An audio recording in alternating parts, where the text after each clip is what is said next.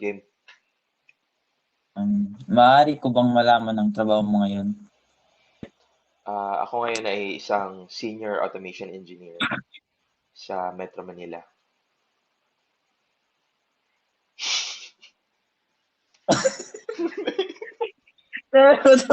Puta man. Kaya tama ka pa, no?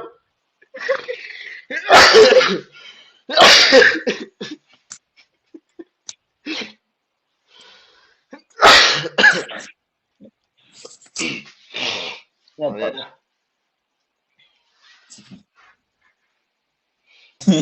Ilan taon ka na naman? Otro. Ano? Ano ka rin nagsulat-sulat? Wala na. Good. Maaari ko bang malaman ang trabaho mo ngayon? Ako ngayon ay isang senior automation engineer sa Metro Manila.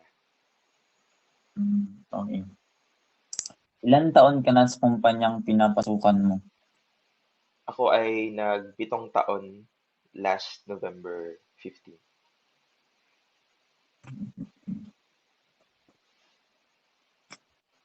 Ano ang iyong naging karanasan sa pag-adjust mo sa paggamit ng Filipino, Tagalog sa trabaho at sa pang-araw-araw na pakikipag-usap?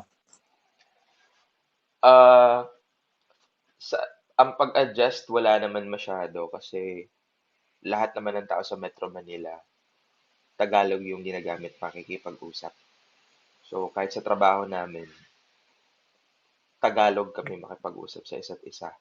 Pero may mga minsan na pagkausap namin yung mga kliyente, dapat English or linggaheng English yung kailangan namin gamitin. Paano mo Ikat mo lala. paano mo one wait lang. 1, 2, 3. Paano mo ini-handle ang mga pagkakaiba sa kultura sa pagitan ng iyong sariling kultura at ng kultura sa Metro Manila? Siguro sa umpisa medyo mahirap siya kasi nga yung kultura natin sa probinsya napaka parang kalmado at maluwag. Pero pag once na nakarating ka na dito sa Metro Manila, halos lahat ng tao, lahat gumagalaw ng mabilisan. Lahat sila nagiging competitive kumbaga. So, feeling ko yun yung kultura dito sa Manila na dapat maging mabilis ka sa pagkilos para makasurvive ka dito. Baka nagpiyok na yung buta. Ganito siya. So, next question. Paano mo na-manage ang pakikipagtrabaho sa mga kasamahan mo? Wala naman masyadong kailangang adjustment sa pakikipaghalubilo sa mga tao. Kasi parehas sa probinsya, parang parehas lang din naman yung pakikipaghalubilo natin sa kanila. Although may mga times na yun nga magkaiba tayo ng kultura. So kailangan mo din um, makiramdam kung okay ba sila sa pakikipagtungo mo. Mayroon ka bang naging mga kaibigan sa trabaho na nakatulong sa iyong pag-a-adjust?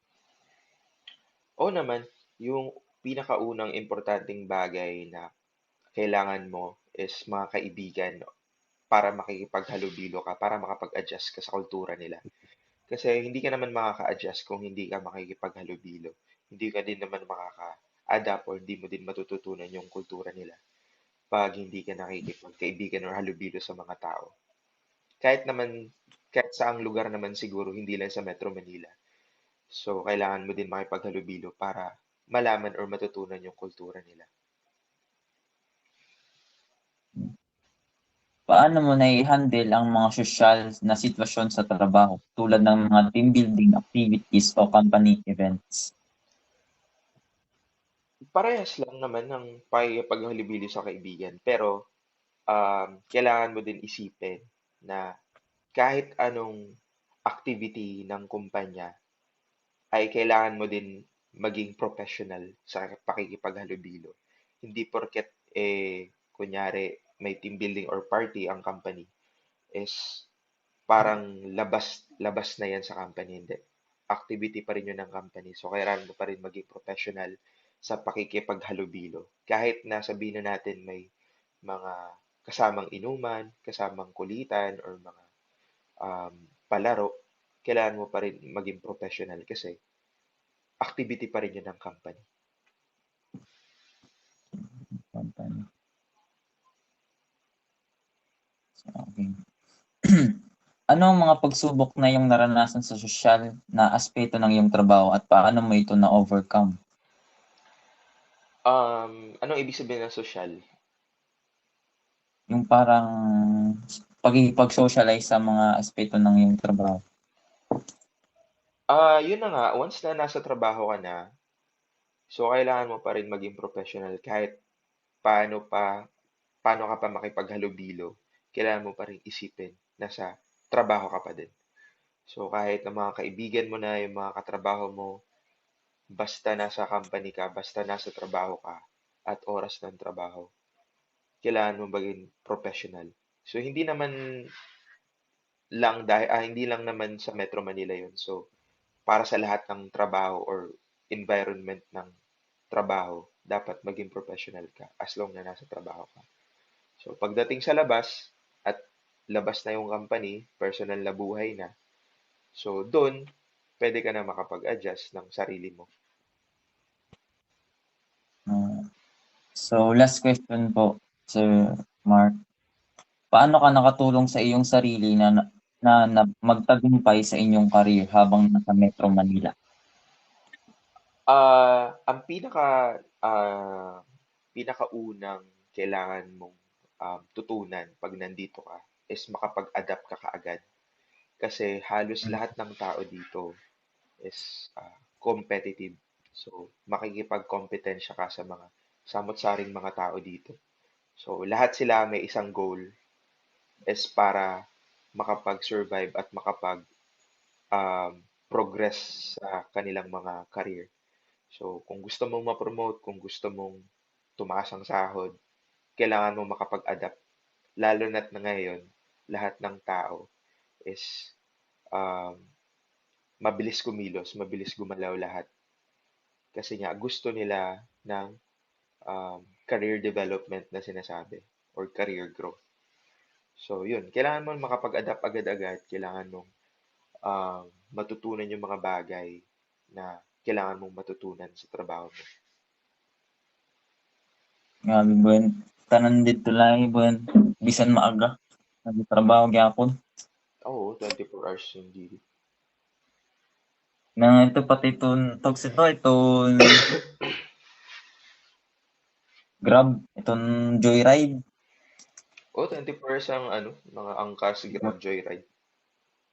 Di ba nag-grab ka pa ato ang damapi sa tun una mo di? Oo, maaga Madaling ito. araw ba ito? So ako man itong last Jill. So sa pagtapos ng ating panayam, nais kong magpasalamat sa iyo sa pagbigay ng oras. Ang iyong mga sagot ay nagbigay linaw ng aspekto ng iyong karanasan at kaalaman. Sana ay naging makabulan ng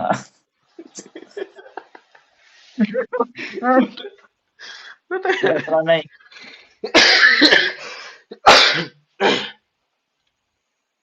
Patro. Sa pagtatapos ng ating panayam, nais kong magpasalamat sa iyong Ayuha pa ng pagbasa yan. Kaya na kay ban ka? Utal-utal. gamay-gamay pa no sa nila. Wait lang.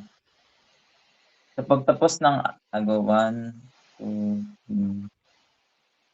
Tapos dapat dili ka ba ganina nagabasa? okay. Sa Dapat pagtapos na ng ay ating baka nakikipag-istoryahan dapat. Sa pagtapos ng ating panayam, nais kong magpasalamat sa iyo sa pagbigay ng oras. Ang iyong mga sagot ay nagbigay linaw sa aking aking karanasan at kaalaman. Wait lang. Franay. Ay, pa na, dapat na college ka na naman, hindi ka makapagbasa. Uy nga to. 1, 2. Sa pagtatapos ng ating panayam, nais kong magpasalamat sa inyo at bigay. Tapos na. Ayoko na. Sa pagtapos ng ating panayam.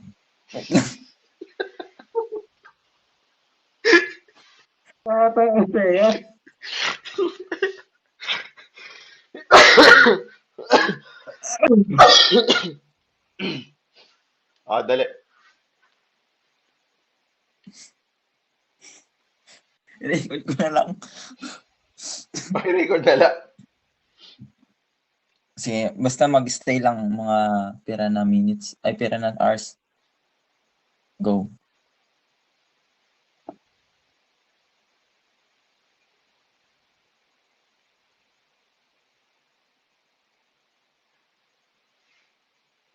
Maraming salamat po. Wala naman, Adrian. Okay. Umama mo nito. Eh, I-record ko na lang.